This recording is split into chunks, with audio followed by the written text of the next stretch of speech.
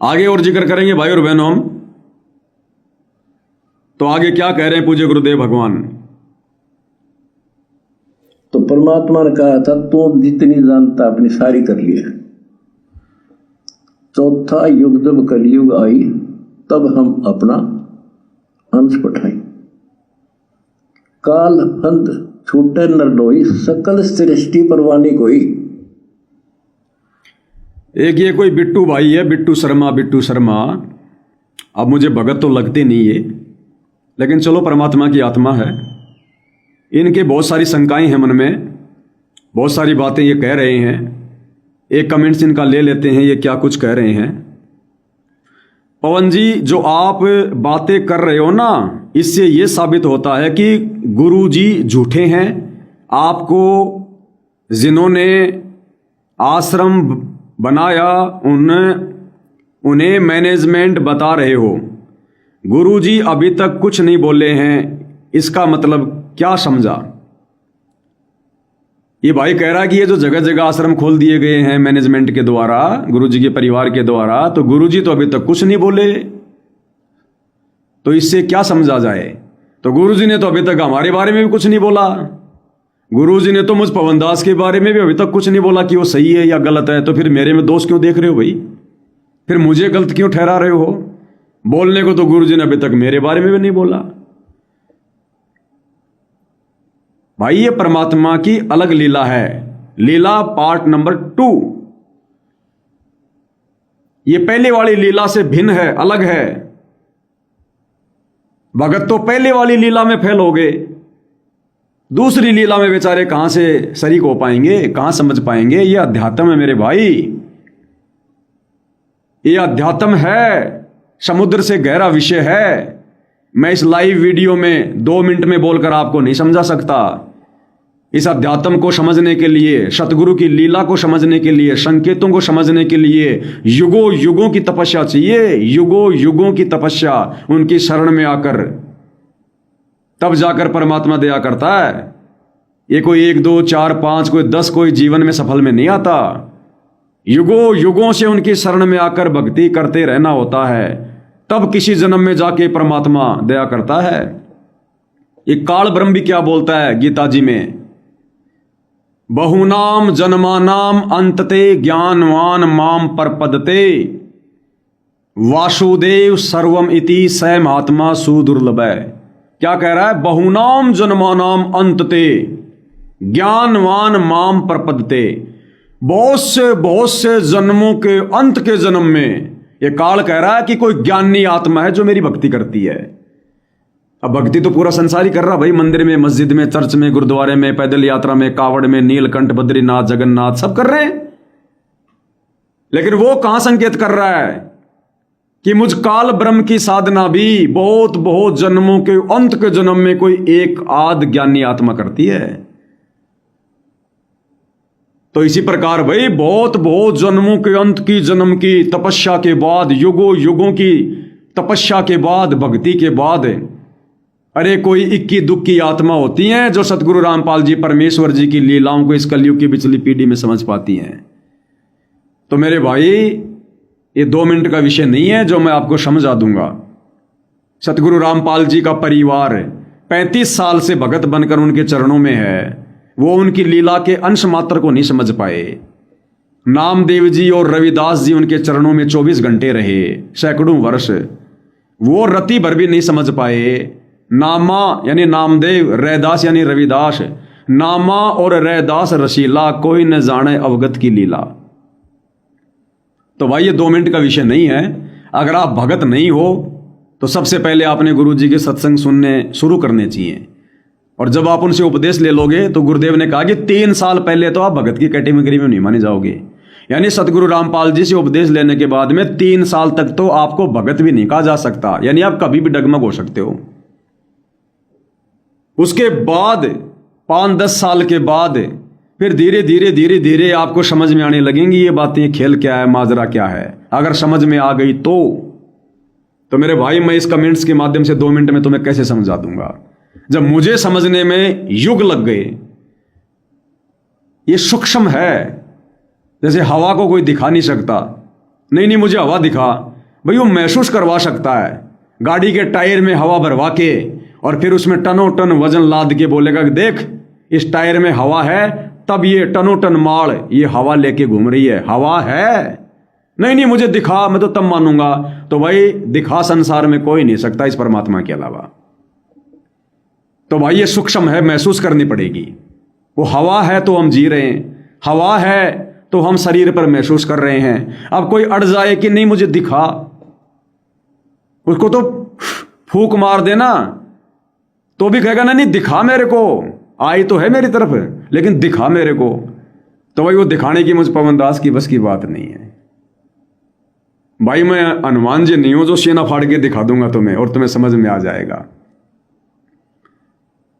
अगर उनके भगत नहीं हो, सबसे पहले गुरु जी के भगत बनो। अब गुरु जी आ गए हैं, जाकर आश्रमों में दीक्षा ले लो। अब कोई दिक्कत नहीं है। अब चाहे कोई डीवीडी से दीक्षा मिले, चाहे गुरु जी दें, अब कोई प्रॉब्लम नहीं है। वो चाहे फर्जी हो चाहे असली हो, अब कोई दिक्कत नहीं। अब गुरु जी साक्षात आश्रम में है, अब वहां जाकर आप जी दीक्षा ले लो। पहले गुरु जी के भगत बनो अब आप, और भगत हो तो भाई अब आप समझ नहीं पाओगे, क्योंकि आप मौका चूक गए। परीक्षा परमेश्वर खत्म कर चुके हैं, मिशन को गुरुदेव समाप्त कर चुके हैं, समझने समझाने का दौर बीत चुका है। 10 अप्रैल 2026 शाम के 5 बजे तक समय था। अब परमेश्वर ने अपने मिशन को खत्म कर दिया।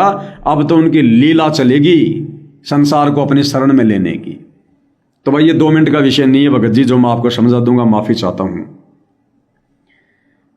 तो क्या कह रहे हैं पूज्य गुरुदेव भगवान आगे 5505 का जिक्र कर रहे हैं, ध्यान से सुनिए। तो परमात्मा ने कहा था तू जितनी जानता अपनी सारी कर लिए। चौथा युग जब कलयुग आई तब हम अपना अंश पठाई। काल फंद छूटे नरडोई सकल सृष्टि परवानी कोई। वो धनी का वचन है, किसी डूम बाट का नहीं है ये। जिसके एक वचन से सारी सृष्टि रची गई थी, उसका वचन है ये होगा कि सारी पृथ्वी से पटक लियो, इसको कोई रोक नहीं सकता। क्या कह रहे हैं पूज्य गुरुदेव भगवान? काल ने कहा था कि जाओ जोग जी संसारा जीव ने माना कहा तुम्हारा, सबको भ्रमित कर दूंगा, कोई भगवान को समझ ही नहीं पाएगा, अध्यात्म को अच्छे से समझ ही नहीं पाएगा। क्योंकि आज से पहले तो अध्यात्म था ही नहीं। ये तो सदगुरु रामपाल जी भगवान ने आके दिया है, बताया है। साहिब ने भेद दिया सब खोला अपनी सतलोक राजधानी का। तो परमात्मा ने कहा था कि भाई तू जो मर्जी कर लेना, तो कितने सर पटक लेना, जब वो ठीक का समय आएगा, जब आवे 5505 तब ये वचन मेरा होगा साचा। उस समय मैं अपना खेल अपने आप खेल दूंगा। चाहे सारा संसार सर पटक पटक के रह जाए, चाहे तेरे दूत सर पटक पटक के रह जाएं, चाहे तू कितनी कोशिश कर लेना, मैं अपनी पहचान अपने बच्चों से करवा दूंगा। क्या कह रहे परमात्मा? तो परमात्मा ने कहा था तू जितनी जानता अपनी सारी कर लिए। चौथा युग जब कलयुग आई तब हम अपना अंश पठाई। चौथा युग जब कलयुग आई तब हम अपना अंश पठाई। कौन कह रहे हैं? कबीर भगवान। किसको? काल को। काल के सामने परमात्मा थोड़ा सा पर्दा रख रहे हैं, थोड़ा भेद रख रहे हैं। और धर्मदास को क्लियर कर दिया था कि 12वें पंथ हम ही चल आवें, सब पंथों को मिटाकर एक पंथ चलावें। अब परमेश्वर ने काल के सामने यदि ये बात कही है कि चौथा युग जब कलयुग आई तब हम अपना अंश पठाई, तो परमात्मा अपना अंश भी बैठाएगा, अपना अंश भी भेजेगा। और परमात्मा ने खुद भी तो आना ही था, खुद तो आ गए सतगुरु रामपाल जी के रूप में।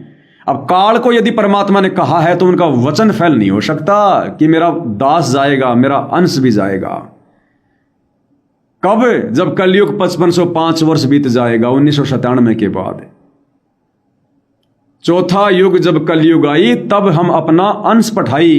तो साध वचन पलटे नहीं, चाहे पलट जाए ब्रह्मांड, भगवान का वचन फैल नहीं होगा। भगवान ने भी आना था। भगवान 8 सितंबर 1951 को आ गए। और भगवान ने यहां पर जिस अंश की बात की है, वो अंश भी परमात्मा ने इस कुत्ते के रूप में, कोई मान बड़ाई मत समझ लेना भाई रे। आज नहीं तो 5 साल बाद समझ में आ जाएगी सबके। 5 साल तो बहुत दूर की बात है। जिस वो अंश की परमात्मा ने बात की थी, वो एक कुत्ता है, ये पवन दास। अब बोलना पड़ेगा भाई, बहुत ज्यादा छुप छुप के रह लिए, बहुत ज्यादा छुपा छुपा के रह लिए।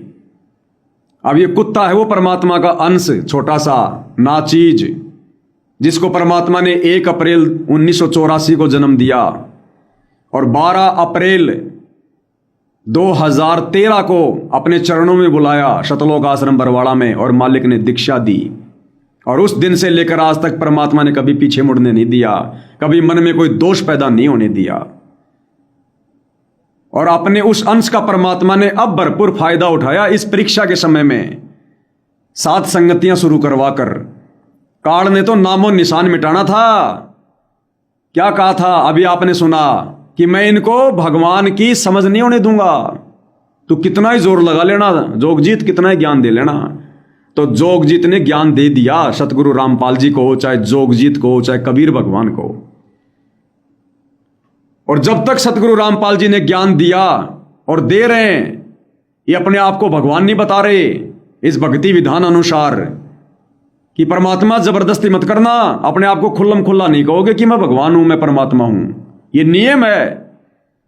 तो गुरुदेव भगवान ने केवल कबीर को भगवान बताया। कौन कबीर? धाणक कबीर, काशी वाला कबीर। पूरी संगत की सुरती वहीं लग गई दाढ़ी मूछ वाली कबीर की फोटो पर, धाणक कबीर पर, काशी वाले कबीर पर। सतगुरु रामपाल जी की तरफ किसी का ध्यान नहीं गया कि अगर वो धाणक कबीर है, काशी वाला कबीर है, तो कबीर के बिना तो मोक्ष नहीं हो सकता। आज कबीर को कहां से लाऊं पकड़ के? कबीर तो है ही नहीं आज, फिर वो दाढ़ी मूछ वाला धाणक कबीर तो, अरे वो धाणक रूप रहा करतार, वो तो है ही नहीं, उसके बिना मोक्ष नहीं। अब दुनिया ये समझ नहीं रही कि भाई अब जाट रूप रहा करतार, अब सतगुरु रामपाल जी के रूप में वो जाट रूप रहा करतार, इसको कोई समझ नहीं रहा, किसी की बुद्धि काम नहीं कर रही। गुरु को कोई परमात्मा मान नहीं रहा, और गुरु को परमात्मा माने बिना मोक्ष नहीं, ये मालिक का विधान है। गुरु को मानुष जो गिणे कर चरणामृत को पान, वो नर नरक में जाएगा युग युग बने समान। कबीरा ते नर अंध है जो गुरु को कहते और, हरि के रूठे ठोर है सतगुरु रूठे नहीं ठोर। गुरु मानुष कर जानते ते नर कहिए अंध, ओवे दुखी संसार में आगे काल के फंद। गुरु और गोविंद दो नहीं भाई, जब तक दो समझोगे नरक में जाई। 7 दीप 9 खंड में गुरु से बड़ा ना कोई, तेरा कबीर करे ना कर सके, सतगुरु करे सो होई।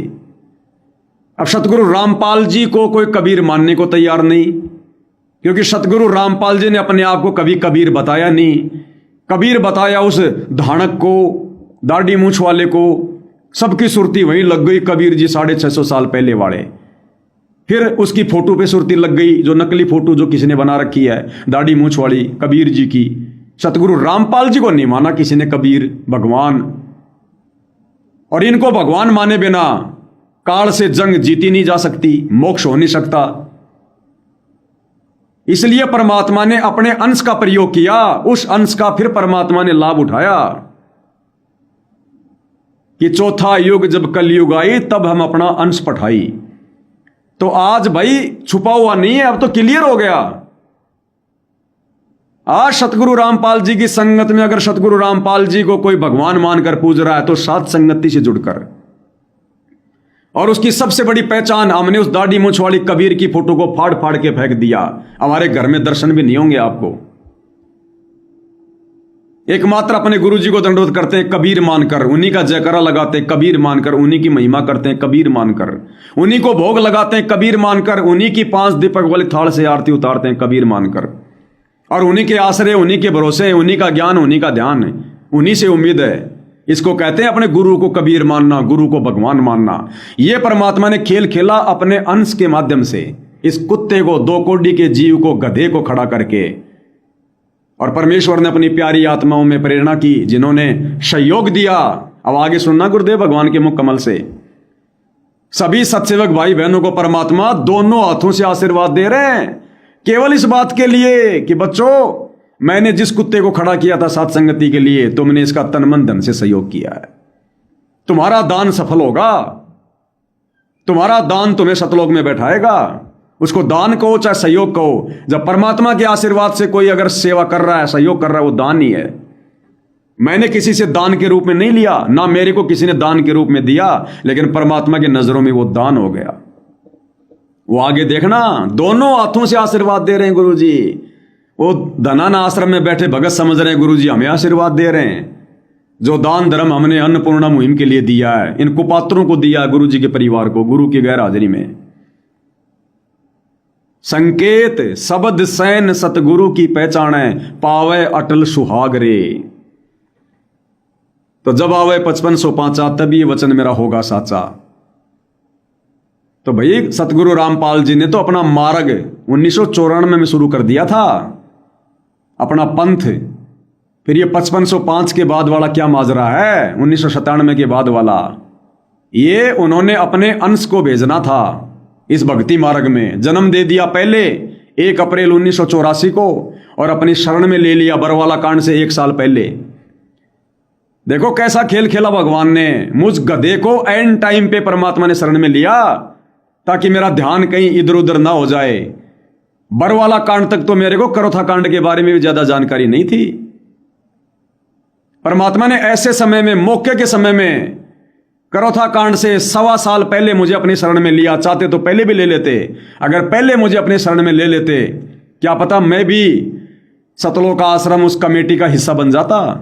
मैं नादान, मैं गधा। आज आपको बताता हूं मैं कितना मूर्ख प्राणी और कैसे भगवान ने मेरे को बचाया। 12 अप्रैल 2013 को मैंने गुरुदेव भगवान से दीक्षा ली। उसके 2-4 महीने बाद, यानी मेरी इतनी लगन लग गई थी, अगर कोई भगत ये कहता ना कि भाई मुझे आश्रम में जाना है, तो मैं उसके साथ चला जाता था कि भगत जी मैं चलूंगा तेरे साथ। यानी महीने में 2 बार तो गुरुजी सत्संग करते ही करते थे, मैं महीने में 4 चक्कर लगाता था। और शतनाम मिलते ही मैंने गुरुजी से प्रार्थना कर दी। लोगों ने बताया कि ऐसे ऐसे बाथरूम की सेवा बहुत बढ़िया सेवा, सबसे बढ़िया सेवा है, लैट्रिन साफ करनी पड़ती है, ऐसे ऐसे सबसे बढ़िया सेवा है। मैंने गुरुजी से जाके प्रार्थना की।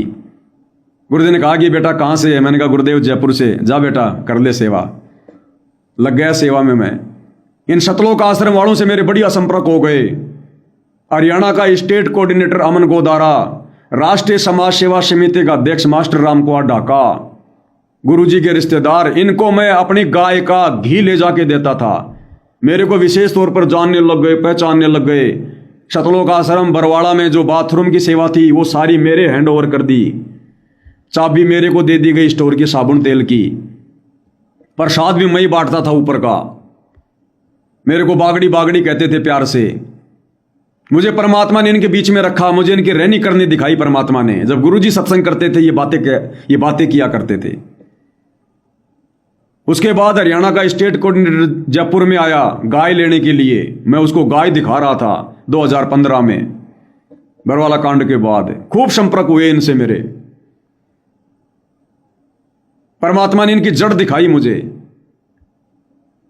तो क्या बात कहना चाह रहा था दास के दिमाग से निकल गई।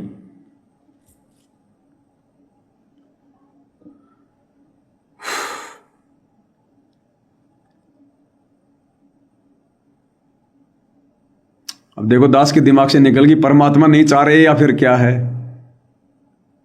क्या बात कहना चाह रहा था दास आप जियों को। हां, कैसे मुझे परमात्मा ने बचाया। इन काल के दूतों के संपर्क में मुझे क्यों नहीं रखा? मुझे सतलोक आश्रम कमेटी का हिस्सा क्यों नहीं बनने दिया? मुझे तो बरवाला कांड में कमांडो बना दिया गुरुजी के परिवार ने। कमांडो काले कपड़े पहना दिए थे। बरवाड़ा से लाया मैं 900 रुपए का ट्रैक सूट सिलवा के, वहीं छोड़ के आना पड़ा लास्ट में। अब 1 साल ही तो हुई थी, नादान थे, कुछ ज्ञानवान था नहीं। जैसे आज ही भोली भाली संगत गुरुजी के परिवार के पीछे अंधे होके चल रही है, ऐसे हम भी अंधे होके चल रहे थे। ज्ञान आधार कुछ था नहीं। तो सतनाम लेने के बाद 4-5 महीने के बाद गुरुजी के आगे पीछे बॉडीगार्ड चला करते थे। मेरी भी इच्छा हुई कि मैं भी वही कमेटी में शामिल हो जाऊं। इस प्रकार से मैं भी गुरुजी का बॉडीगार्ड बनूं। देखो मैं नीच, मैं घटिया प्राणी, लेकिन क्या करे भाई, ज्ञान नहीं था। देखो अनजाने में सोच रहे थे। गुरुजी में कोई दोष नहीं था, लेकिन गुरु को भगवान भी नहीं मान रहे थे। वो ऐ वाली स्थिति थी। बेटा बेटा पेन लेके आना, पेन, वो वाली स्थिति थी। मैंने राजस्थान के स्टेट कोऑर्डिनेटर प्रकाश माली को अपना वीडियो बना के भेजा। उस समय मैं जिम में जाता था, बढ़िया हटा कटा शरीर बना रखा था, बॉडी सोडी डोले सोले। सुबह 4 बजे जाके तो मैं जिम में ताला खोल दिया करता था। जिम मेरे पास थी, मुझे ही उसका होलसेलर बना रखा था। ये डोले शोले बना रखे थे तगड़े वाले। और मैंने राजस्थान के स्टेट कोऑर्डिनेटर प्रकाश माली को जिम के अंदर कसरत करते हुए वीडियो बना के भेजा। इतनी बुद्धि थी कि भगत जी ये वीडियो गुरुजी को दिखा दो, मैं गुरुजी का बॉडीगार्ड बनना चाहता हूं। मैंने वो वीडियो प्रकाश माली के पास भेज दिया एक्सरसाइज करते हुए कि गुरुजी प्रसन्न हो जाएंगे कि वाह बड़ा हट्टा कट्टा आदमी है, बॉडीगार्ड के लायक है। तो मैं नीच में दुष्ट, आज मुझे हंसी भी आती है और मुझे क्या करूं मैं, लेकिन भाई क्या करें, बालक थे, नादान थे। प्रकाश माली ने वीडियो देखा, बोला भगत जी मैं प्रार्थना लगाऊंगा गुरुजी के पास, आप मेरे को कल फोन करना शाम को। दूसरे दिन मैंने फोन किया। अब भाई और बहनों, अगर आम संत होता और अगर इस पवन दास को अपने अंश को, वैसे तो सारे परमात्मा के अंश हैं हम, लेकिन अपनी लीला में परमात्मा कुछ विशेष थोड़ा सा खड़ा कर देते हैं। परमात्मा ने मुझे ये सेवा देनी थी वर्तमान वाली। तो प्रकाश माली ने कहा कि भाई गुरुजी ने रिजेक्ट कर दिया कि नहीं नहीं नहीं, बॉडीगार्ड की आवश्यकता नहीं है। अच्छा, मुझे कोई दुख भी नहीं हुआ, मुझे किसी प्रकार की कोई शिकायत, कोई मन में दोष भी नहीं आया कि भाई गुरुजी ने क्यों मना कर दिया। उस तरफ मेरा ध्यान ही नहीं गया और मैं अपनी वही बाथरूम की सेवा वगैरह सब कुछ मैं अपनी करता रहा। बरवाला कांड के समय, उस समय तो हट्टा कट्टा ही था, जिम जुम में जाया करता था। ये तो बरवाला कांड के बाद से मैंने जिम जाना छोड़ दिया, कभी मुंह भी नहीं देखा मैंने आज तक, मुंह भी नफरत। कि बैल थोड़ी बनना अगले जन्म में, क्या करना है, भगवान की भक्ति करनी है, अब शरीर तो मिट्टी है। बरवाला कांड के समय जब मैं बाहर निकलने लगा, पूरा परिवार था वहां पर बरवाला कांड के समय, पूरा परिवार। मेरा बड़ा लड़का तो 3 दिन के बाद में आया था घर पे। हमने तो सबने सोच लिया था कि वो सतलोक गया। जिस समय बरवाला कांड हुआ था रमेणी के तुरंत बाद दोपहर में, तो बड़ा लड़का बाहर चाय की सेवा कर रहा था लेके केतली, छोटा था उस समय। तो पुलिस वाले उसको बाहर की बारी पकड़ के ले गए बरवाला थाने में। बरवाला कांड हो गया। फिर उन्होंने किसी भगत को सौंप दिया, वो चूरू का, राजस्थान का। वो भगत अपने घर पे ले आया। हम 2-3 दिन बाद में आश्रम से बाहर निकले, तब जाकर उस भगत का फोन आया, वरना हमने तो सोच लिया कि हो गया सतलोक। तो जैसे दास बरवाला कांड में बाहर निकला, फिर इतना भयंकर माहौल, इतना डर वाला माहौल है। बाहर पुलिस वाले मार रहे हैं, डरा रहे हैं, धमका रहे हैं। जो भी बस में बैठ रहा पीछे से डंडा मार रहे हैं। पुलिस के अंदर जितने भी माता बहनें बैठी थी, जो भी थे, पीछे से पुलिस वाला चढ़ता, सबको एक एक थप्पड़ मारता, एक एक प्रसाद देता। दास जैसे ही अपने परिवार के साथ और बस के अंदर चढ़ने लगा, पुलिस वाले की सबकी नजर थी वहां पर, 10-15 खड़े थे कि कौन कौन था कमांडो, क्या था क्या नहीं था। अब काहे के खाक कमांडो थे हम। कमांडो का नाम सुना था, आश्रम वालों ने काले कपड़े पहना दिया, नाम दे दिया कमांडो का। आती नहीं थी लाठी भी चलानी। तो वहां पुलिस वाले सबको देख रहे थे क्योंकि ये सब सामने थे वहां पर। तो जैसे मैं बस में एंटर होने लगा, एक पुलिस वाले ने तुरंत मुझे पकड़ लिया। अरे बोला, तू तो कैन सीट वाला है। सामने वो शीशा कैन सीट लेके, है तू था ना। अरे मगो भाई साहब, मैं दुबला पतला सा आदमी, छोटी सी मेरी हाइट है। वो तो 6-6 फुट के लोग भर्ती कर रहे थे कमांडो में तो। अब उस समय तो सबकी ये हालत थी। नहीं नहीं नहीं, तू ही था, मैं तेरे को जानता हूं, मैंने तेरे को देखा था, आजा इधर, मेरे को खींच रहा है। मग भाई गई भैंस पानी में। और इतना भयंकर माहौल वहां, डर का, रो रहे सब। अब देखो वो परमात्मा, वो समर्थ सतगुरुदेव भगवान ने क्या खेल खेला, क्योंकि परमात्मा ने पहले से इस कुत्ते को अपनी लीला का हिस्सा बनाना था। मुझे सेवा देनी थी भगवान ने, भगवान को मेरी आवश्यकता नहीं थी। वो समर्थ है, समर्थ का काम उसी को साजे और करे मूर्ख बाजे। उसे आवश्यकता नहीं है किसी को निमित्त बनाने की, खड़ा करने की। लेकिन हम नीचों ने, परमात्मा ने सतलोक भेजना है, तो हमारी कुछ सेवा तो बने उनके मिशन में, कहीं तो हम थोड़ा बहुत कुछ सहयोग करें। तो परमात्मा ने सेवा देने के लिए, जैसे पुलिस वाला मुझे पकड़ के साइड में लेके जाने लगा, उसी समय एक बूढ़ा सा पुलिस वाला आया। अब ना कोई जान ना कोई पहचान, कुछ नहीं, दूर से बूढ़ा पुलिस वाला आया और उस पुलिस वाले को रोका और मेरा दूसरा एक पुलिस वाले ने तो इधर से पकड़ रखा, उस बूढ़े पुलिस वाले ने यहां से पकड़ा और मुझसे पूछा कि कहां से आया है। उस पुलिस वाले के सामने डांट मार रहा मुझे, जबकि ना मेरा रिश्तेदार ना मेरा जानकार है। कहां से आया है? और जयपुर से आया हूं। टिंडे लेना आया था यहां पर। क्यों आया था यहां पर? फिर आओगे बोरे बाबा कने। उस पुलिस वाले ने मेरे पीछे हल्का सा एक डंडा मारा और डंडा मार के उस पुलिस वाले से हाथ छुड़वा के मुझे बस में चढ़ा दिया अंदर। अब वो जवान पुलिस वाला उस बूढ़े पुलिस वाले की तो बात मानेगा ना, अपने सीनियर की। तो ऐसे परमात्मा ने खेल खेला, भले उसमें प्रेरणा की, भले परमात्मा ने वो रूप बनाया उस समय सतगुरु रामपाल जी ने, और मुझे परमात्मा ने हरियाणा रोडवेज की बस के अंदर धक्का दे दिया। चल अंदर, आएगा दोबारा यहां पर, जबकि उसने तो रोकना चाहिए था। ऐसे परमात्मा ने इस कुत्ते को बरवाला कांड की उस धधकती हुई आग से बाहर निकाला, क्योंकि आज परमात्मा ने उसके बाद मुझे ये सेवा देनी थी, ये टुकड़े फेंकने थे परमात्मा ने। वो तो अंतर्यामी समर्थ, उसको सब पता था कि चल के मेरा परिवार क्या करेगा, बरवाला कांड में क्या किया है। तो काल का तो फिर काम खेल पूरा हो गया, जैसा उसने कहा था वही हो गया।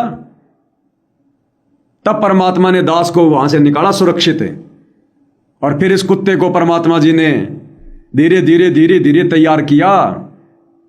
फिर सात संगति खड़ी की परमात्मा ने। इन सतलोक आश्रम वालों के कुकर्मों को दिखाकर दास ने बोलना शुरू किया सबसे पहले संगत में। धीरे धीरे धीरे धीरे परमात्मा ने दया बख्शी। पहले मैं मोबाइल पे मैसेज टाइप किया करता था, उसके बाद में दास ने छोटे छोटे वीडियो बनाने शुरू किए। फिर दास धीरे धीरे लाइव आना शुरू हुआ। 5 साल तक तो हमने बरवाला कांड के ऊपर ही किया जो भी कुछ किया। 2020 के बाद हम सतगुरुदेव भगवान की महिमा में आए हैं। 2020 के बाद हमने ज्ञान आधारी वीडियो बनाने शुरू किए हैं। तब जाकर आज ये हजारों की संख्या में भाई बहन परमात्मा के हन छटकर साइड में हुए हैं। तो वो कहा था परमात्मा ने काल से, चौथा युग जब कलयुग आई तब हम अपना अंश पठाई।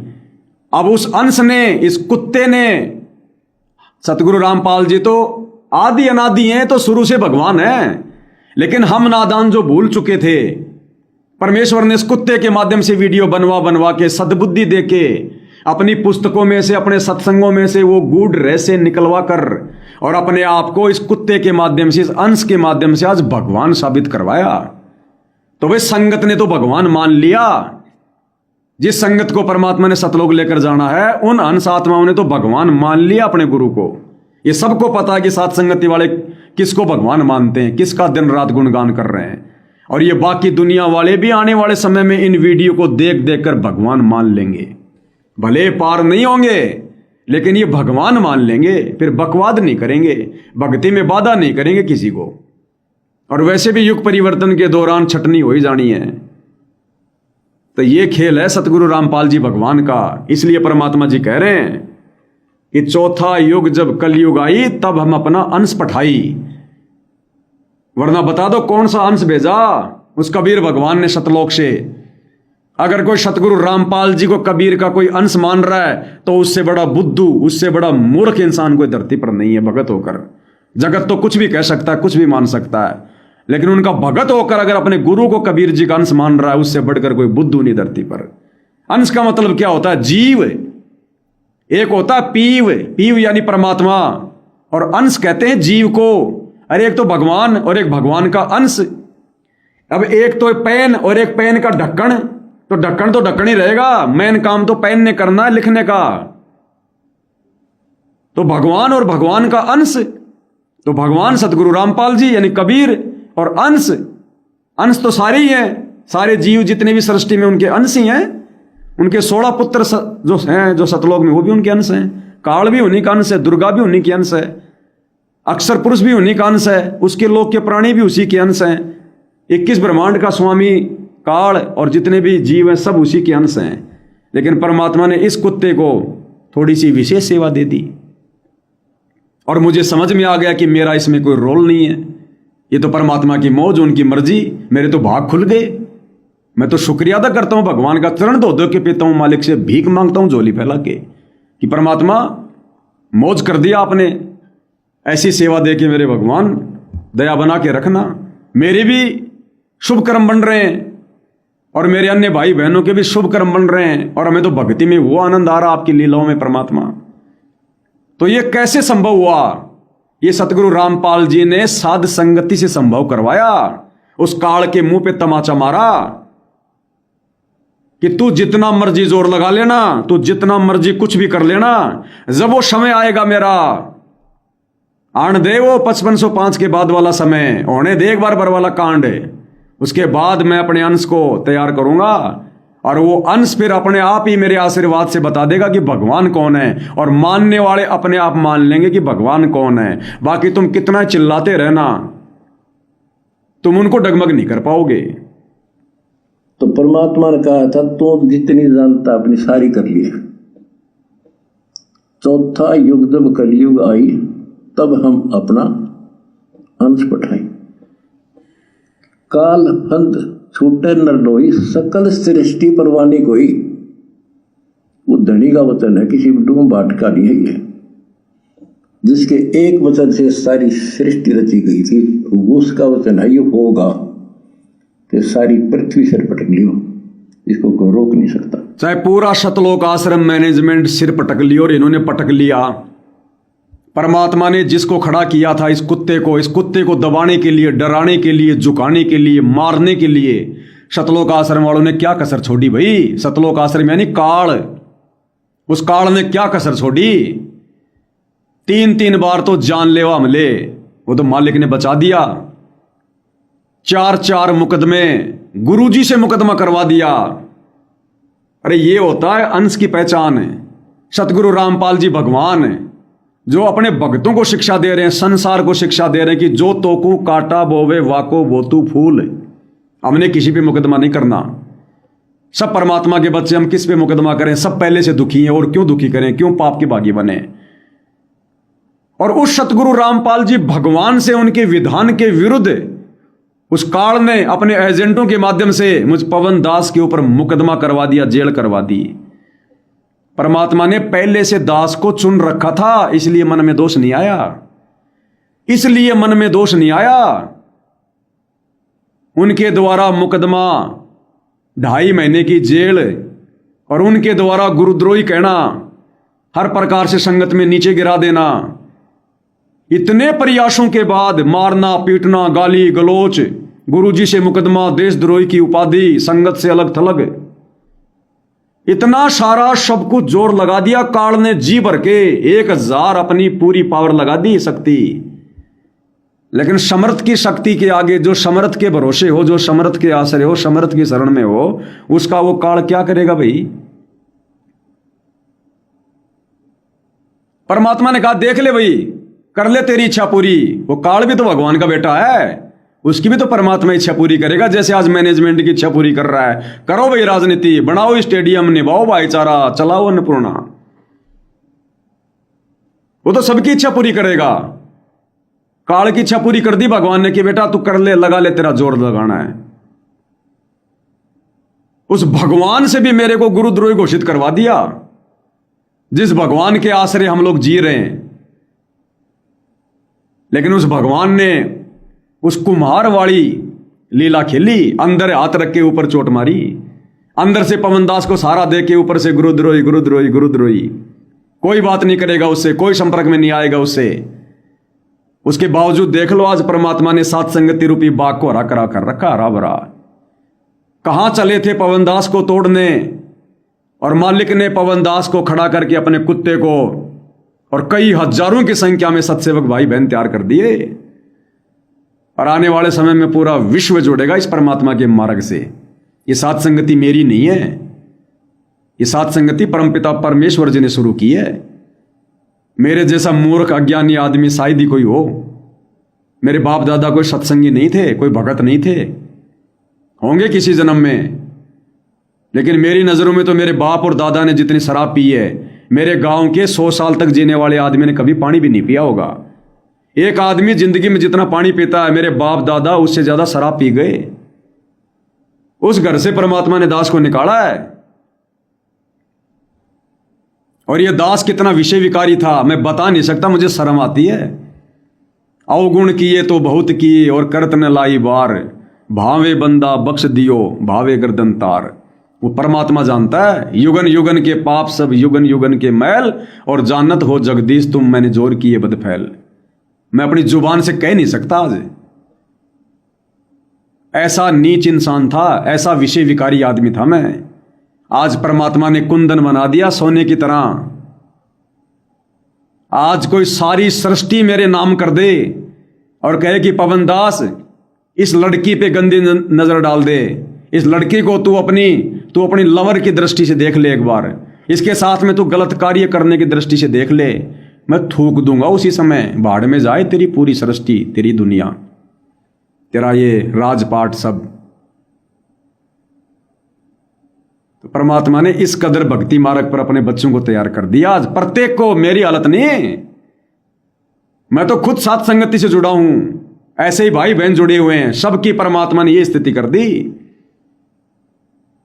सभी भाई बहन जो साथ संगति से जुड़े हैं, भाई बहन के रिश्तों में आ गए, जो पति पत्नी थे। अरे लोग तो 25-30 साल की उम्र में शादी करते हैं रंगरेलियां मनाने के लिए, अपनी काम वासना की पूर्ति के लिए, और यहां 25-30 साल की उम्र में भाई बहन जो पति पत्नी के रिश्ते में थे, वो भाई बहन के रिश्तों में आ रहे हैं। जिनके संतान नहीं हुई उन्होंने त्याग दिया, भाड़ में जाओ, ये आवन जान बखेड़ा, या कौन बसावे खेड़ा, आत्म कल्याण कराओ। असंख्य जन्म हो गए बच्चे पैदा करते हुए। आज वो भाई बहन काम वासना से दूर होकर भगवान की भक्ति कर रहे हैं। ये पवन दास के कहने से हो गया क्या? अरे ब्रह्मा विष्णु महेश नहीं छोड़ पा रहे विषय वासना, इस पवन दास के कहने से इस घोर कलयुग में, और ये युवा अवस्था में जहां विषय विकार सिर पर नंगा नाच करते हैं, ये भाई बहन छोड़ देंगे मेरे कहने से? ये समर्थ अपनी पावर दे रहा है, सतगुरु रामपाल जी भगवान करवा रहा है सारा सब कुछ। ये दास तो केवल एज ए ट्रांजिस्टर है, केवल एक माध्यम है, करने धरने वाला मेरा गुरु है, वो परमात्मा है जिसने मुझे भी थोड़ा बहुत हंस बना दिया, और सत्सेवक भाई बहनों को तो कति दो मांझ के साफ कर दिया। आज ये पवन दास भले डगमग हो जाए, लेकिन जो भाई बहन साथ संगति से जुड़कर दृढ़ हो चुके हैं, उनको तोड़ने वाला धरती पर नहीं है कोई, धरती पर। इन्हीं आत्माओं के लिए कहा करते थे गुरुजी, अगर ब्रह्मा विष्णु महेश भी आ जाएंगे तो फिट्टे मुंह होके जाएंगे, फिट्टे मुंह होके मेरे बच्चों के आगे। वो हैं साथ संगति वाले। आश्रम वालों को तो अभी तक भगवान की पहचान ही नहीं हुई है, भगवान ही नहीं उनको पता कि भगवान कौन है वर्तमान में धरती पर। पूछ लो, अगर कोई ज्यादा शाना बन के बोलेगा कि सतगुरु रामपाल जी हैं, तो फिर दाढ़ी मूंछ वाला कबीर कौन है फिर? अरे फिर वो दाढ़ी मूंछ वाला कौन है? तेरा रिश्तेदार है क्या? फिर जून के महीने में उसको भगवान मान के क्यों भोग लगा रहा है, क्यों पूज रहा है, उसका प्रकट दिवस क्यों मना रहा है? तेरा गुरु अगर भगवान है तो भगवान तो सृष्टि में एक ही है और एक की पूजा होती है। फिर तेरे दरबार में दाढ़ी मूंछ वाले उस नकली कबीर की फोटो क्यों लग रही है? तेरे गले के लॉकेट में वो दाढ़ी मूंछ वाले की फोटो क्यों है? तो फॉर्मेलिटी से तो लोग कह देंगे कि गुरुजी भगवान है, संत रामपाल जी भगवान है, लेकिन भैया हृदय से कौन मान रहा है? बात तो यहां से बनेगी, फॉर्मेलिटी नहीं चलती इस मार्ग में। तो इसलिए परमात्मा ने कहा कि चौथा युग जब कलयुग आई तब हम अपना अंश पठाई। मैं ज्यादा जिक्र नहीं करता इन बातों पे, मुझे खुद को ये अच्छा सा नहीं लगता अपने बारे में बताना, लेकिन ये बीच बीच में मजबूरी हो जाती है। परमात्मा थोड़ा उचित समझते हैं, इसलिए दास हल्का सा जिक्र कर देता है, वरना दास को आवश्यकता नहीं है। मैं तो जिस दिन भगवान आ जाएंगे, जो मेरे साथ में रहते हैं सत्सेवक भाई बहन, जो मेरे संपर्क में, सबको पता है झोपड़ी बना के रहेंगे, झोपड़ी बना के, किसी के संपर्क में भी नहीं रहेंगे। हाँ, कभी महीने 2 महीने में कभी साथ संगति का मौका मिला कहीं आने जाने का, जैसा भी परमात्मा व्यवस्था करेंगे, उस समय मालिक के गुणगान कर लेंगे 1-2 दिन, बाकी अपना घर रहेंगे, अपना काम धंधा करेंगे, अपनी भक्ति करेंगे। खेल तो सारा परमात्मा ने करना है, हम तो 2 कोटि के जीव हैं, हमारी क्या औकात अब आगे। बस इतनी सी बात है, इससे ज्यादा नहीं।